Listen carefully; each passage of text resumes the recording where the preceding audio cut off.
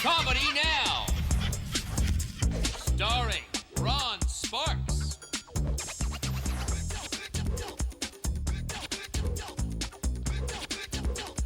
Please welcome Ron Sparks.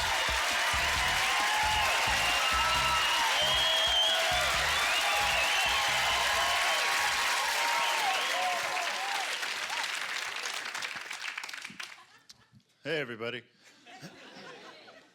I'm Ron. I'm pretty creepy. But I can also be quite hilarious, so we'll just see which one of me shows up tonight. So I had a doctor's appointment a couple of months ago. So when I left his office, I stole one of his prescription pads. Every once in a while, I just like to scribble on it. Take it down to the pharmacy. See what I end up with. Yeah, just so you know, kind of a football shape with a squiggly line through it.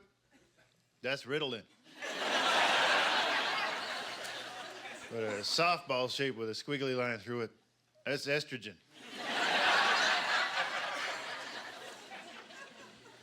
Then the other day, I ran out of dog food. So I gave my dog cat food. Now he's gay.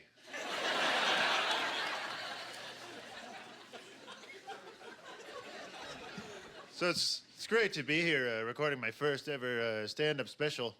To be honest, though, it's just great to be doing stand-up again at all. I love it, and I haven't been getting to do much stand-up for the last, 8 months now. I've been doing a lot of traveling. A lot of people don't like to travel, but I really enjoy it. You know, it's fascinating. Actually, just this last flight back from Halifax was really entertaining for me because on the plane, they sat me next to this elderly American woman, which would have been fine if she had just stayed shut up. But no, she decided to jumpstart the conversation. Not in any typical way either, you know. She didn't want to talk about the weather or our trip or her stupid family or anything. No, she decided to give me a riddle.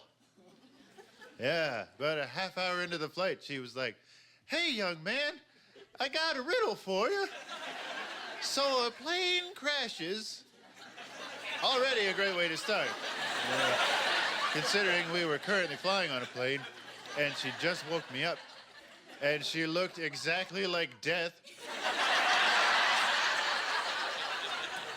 But anyway, she said, "Hey, young man, I got a riddle for you. So a plane crashes right on the border. And on board, there's 200 Americans and 200 Canadians. Where do you bury the survivors?" So I said, "Canada." And she said, "Wrong. You wouldn't bury the survivors." So I said, "You don't know me."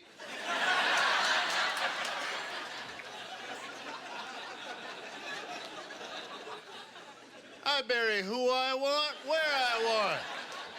So you better shut up, you old bat. Anyway, long story short, rest of the flight, very quiet. So yeah, I love to fly. I didn't fly to get here tonight, though. I actually just live a few blocks north, so I just took the subway. Seemed much more practical. Besides, I think the subway is pretty much exactly the same thing as flying on a plane anyway. You know, just with a lot more poo and pee. But yeah, I was really excited getting back in town, getting on the subway for the first time again, to see that they're still running those old ads I love at my station. Anybody here who's ever been on the Toronto subway, I'm sure you know the ads I mean exactly. They're the ones that say, I love them. They're like, "Hey, you could save $863 by taking the subway instead of using a car. That's enough to buy a new boat for the cottage." Yeah, sure, but just how the hell am I supposed to get to this cottage? By boat? Because let me tell you something, sign. If you can get to your cottage by taking the subway, I can pretty much guarantee that you own one shitty-ass cottage. Well, here we are, Mom and Dad. Kipling Station. And there she is, my beautiful cottage, right between the Tim Hortons and the liquor store. How convenient for each of you.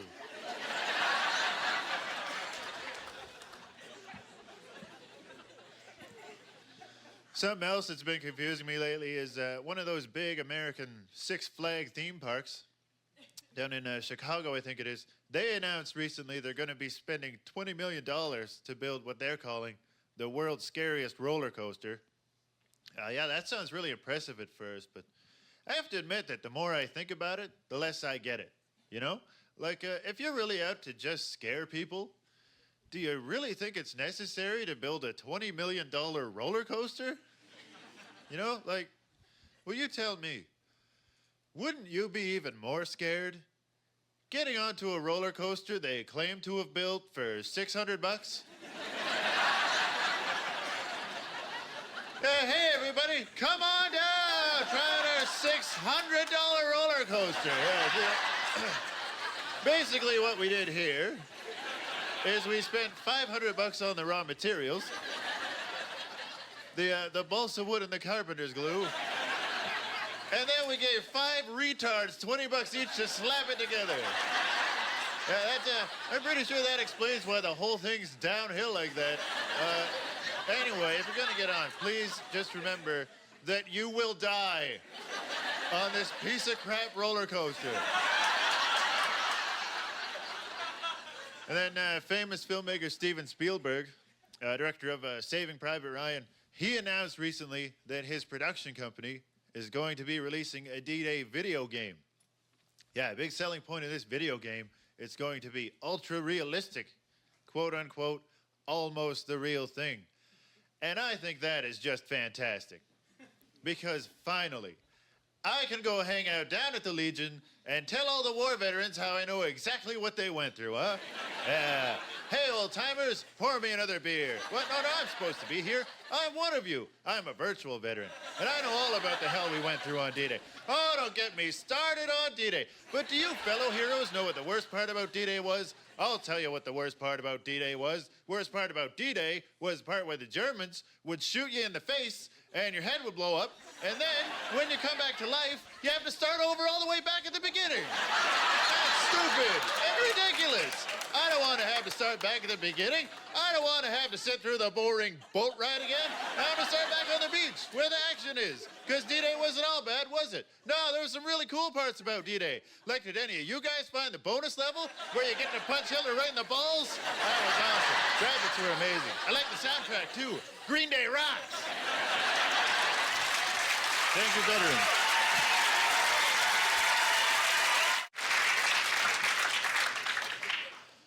So I was in for quite a surprise this past weekend, quite the surprise.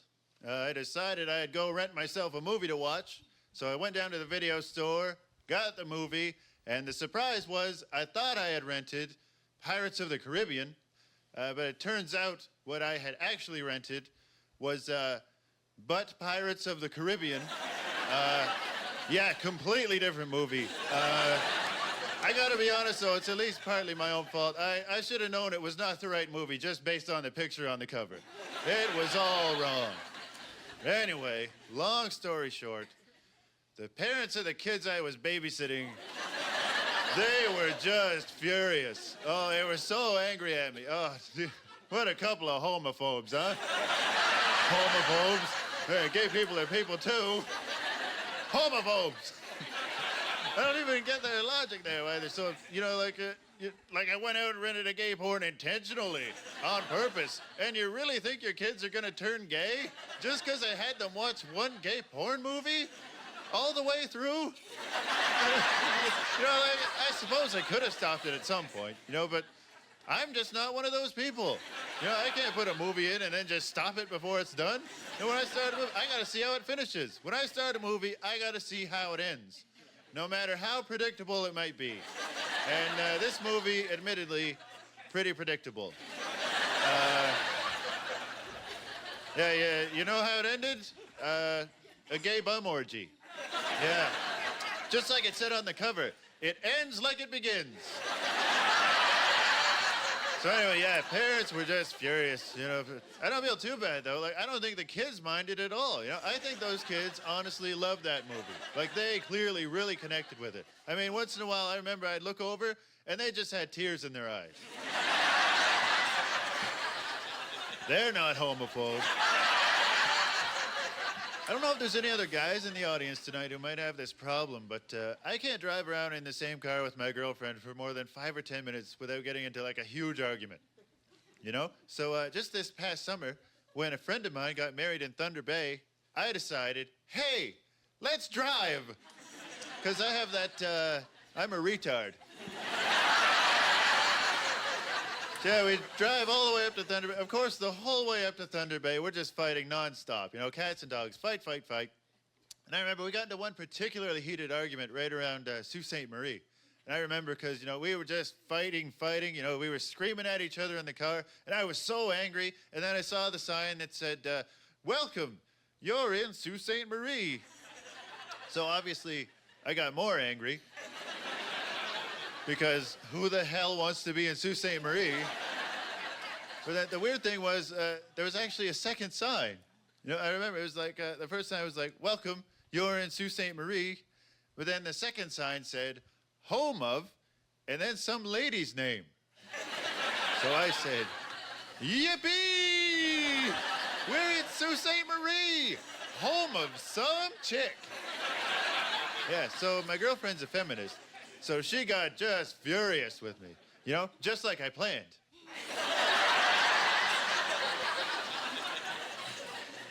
And she said, I will have you know that she happens to be Canada's first woman in space. So I said, great. Now, if only the rest of you would join her. Maybe I could get some peace and quiet in my damn car.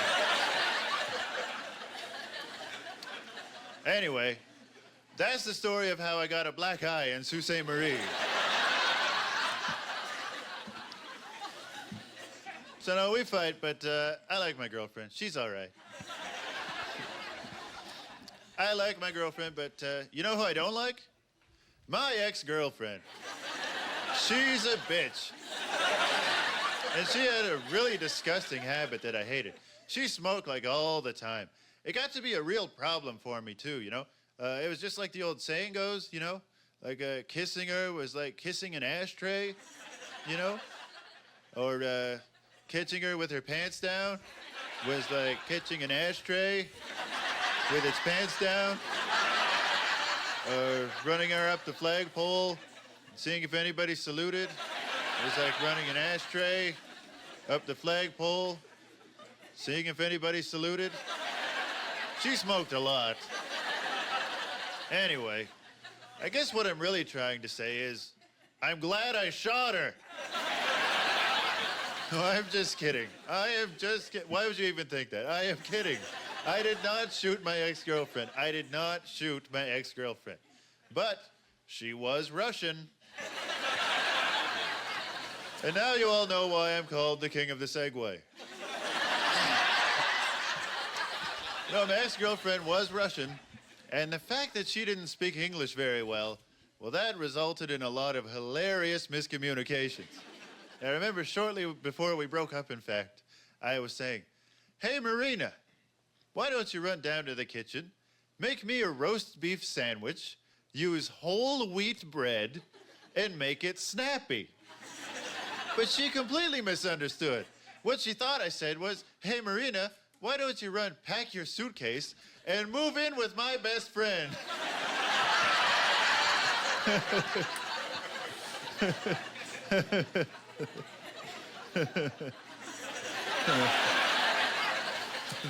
It was so funny. She's still there. But, you know, everything worked out for the best because it turns out they were already sleeping together. No, don't feel bad for me. Honestly, don't feel bad for me. I don't miss my ex-girlfriend at all, honestly. For one thing, Russian was not a very romantic language. You ever heard that debate before, language of love? You know, some people say the language of love is French, and other people say, no, Italian's the most romantic language. And still more people say, no, Spanish is the language of love. Yeah, well, I disagree with all that. I say the most romantic language must be Chinese. Otherwise, how would there get to be so many of them?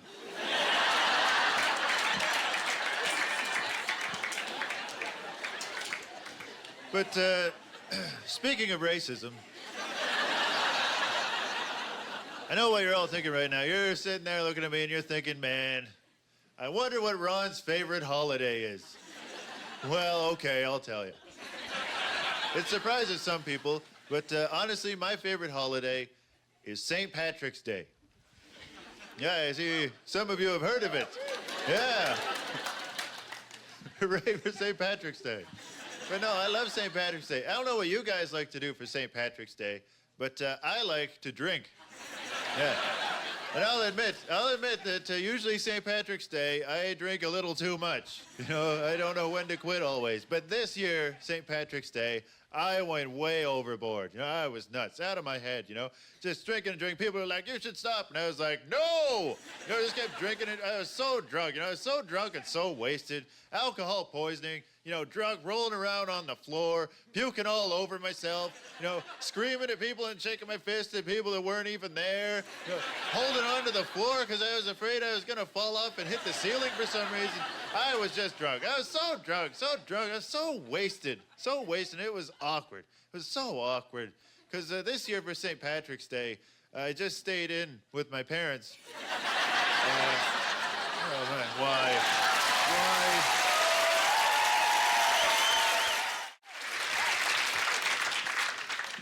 Something funny happened to me directly not too long ago.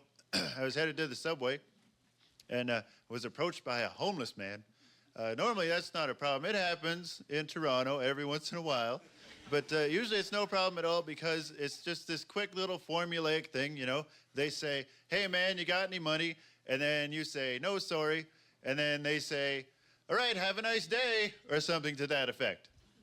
But this guy, he had no idea how it was supposed to go. No, he said, hey, man, you got any money? And then I said, no, sorry, and continued on my way. But then he said, yeah? Well, you look like you do. So I said, thanks. Really? This old thing? You are such a kindly hobo. So I've written a children's song because I think there should be a song for every different kind of child. I don't have a title for it yet because I just wrote it on my way down here. But you can all let me know what you think. This is my children's song for Siamese twins. Well, your leg bone's connected to your knee bone. Your knee bone's connected to your thigh bone. And your thigh bone's connected to your brother's face. I hope you want to work in the circus. Now get back in your cage. Yeah, half of you are laughing and the other half are pretending they don't want to. You know what? Laugh it up. It's safe. Go ahead and laugh. It's safe. I know it's safe to laugh at that. You know how I know it's safe to laugh at that? Before I came out here on stage, I went to the coat room. I checked out all the coats. They all only had one neck hole. So none of those freaks are here tonight. So yuck it up, normies.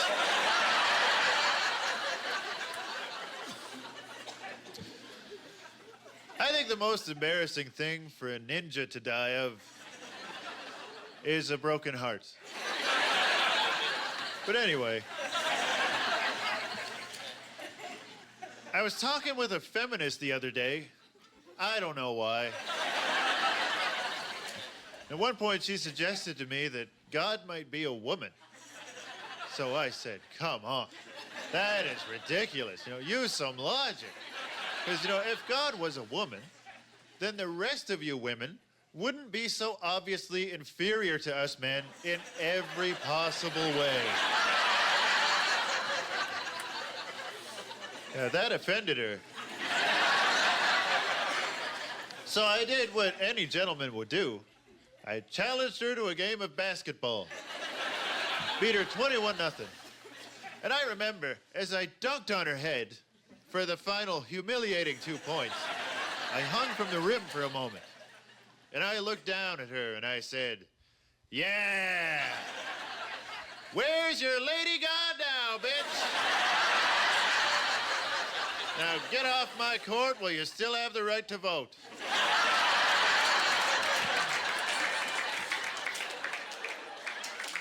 So, are there any ladies in the audience tonight? I only ask because I'm single.